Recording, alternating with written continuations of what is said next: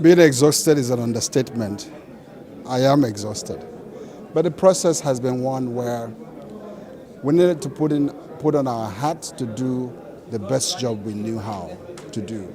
To follow the process as established by the shareholders through the agreement establishing the bank and the rules of procedure for electing the president set up by the steering committee of the Board of Governors on the election of the president. The process is almost a year-long process.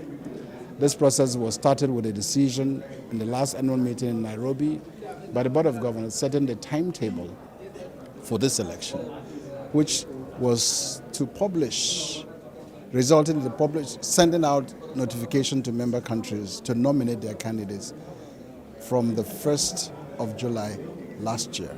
And that, if you like, announcement had a window of up to the 31st of January 2025 for those candidates to emerge.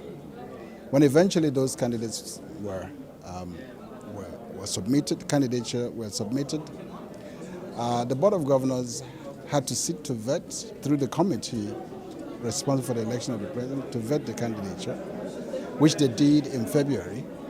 And when that was done and established that these candidates qualify and met the requirements established by the instruments, they were published for the rest of the world to see. And when that was published, again, it meant that the campaign had started. And so when that happened, we got down to business of really working through to ensure that a date set for the election, which was the 29th of May 2025, is brought closer by working hard. And today here we are, and a president emerged. And you've worked with President Akinwunmi Adesina for 9 years. Can you just take us through his presidency, and what is that one thing you're going to miss him the most for? The president, one thing you will miss is the energy. Sometimes I wonder where the energy comes from, and the passion for issues around Africa. I'm sure a lot of people will miss that. Right. And just looking at also Dr. Tah's election, what it represents in terms of continuity or change in the bank's leadership styles and priorities, particularly following President Adesina's impactful tenure. Well, when he shared his vision, he said he was ready to hit the ground running as one who had led a similar institution, though a smaller one, Badia, the Arab Bank for Economic Development in Africa.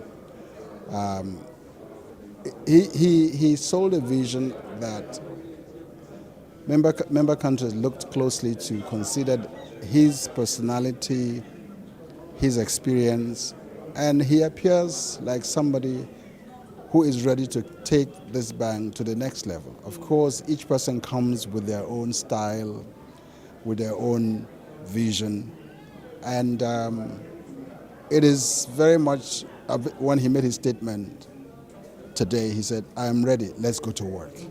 And that shows that somebody who is determined to chase the vision that he sold to shareholders, and somebody who seems to understand how this institution works, because we have been very close partners with Badia.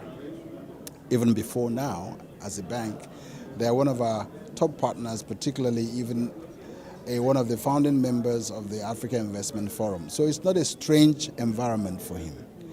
And one thing he said he was going to do was to ensure if you like, increasing the resources of the bank by attracting more investors into the African Development Bank. Hopefully, that vision will be pursued, and it seems he's determined to do so.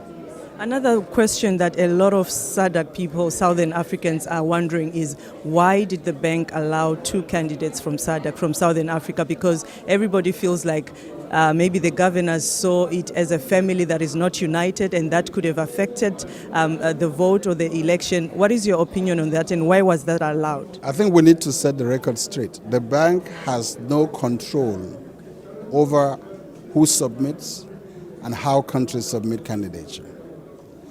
Countries submit candidatures, not regions.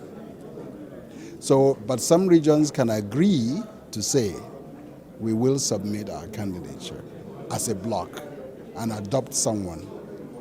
But of course, a region does not right to say we nominate this, but it's countries that do. And because countries are shareholders. So it may have been that SADC did what they did, or South Africa did what it did, because it has the right to do so. Whether or not it made for regional unity or not, it's not what the bank is bothered about. It's not, the bank cannot comment on why we advise them, why did they do it. No, the bank takes what it gets from each member country. And every member country is entitled to submit a candidature. Now, as we wrap up our discussion, any last words you have for Africa as the bank moves forward under a new leadership, and you as the Secretary General? The bank has been left in a very strong hands because the bank is made up of professionals. You have a leader, but that leader has a critical mass of people who keep the institution running. So the bank remains in a solid position. It still remains a AAA rated institution, the only AAA rated financial institution on the African continent.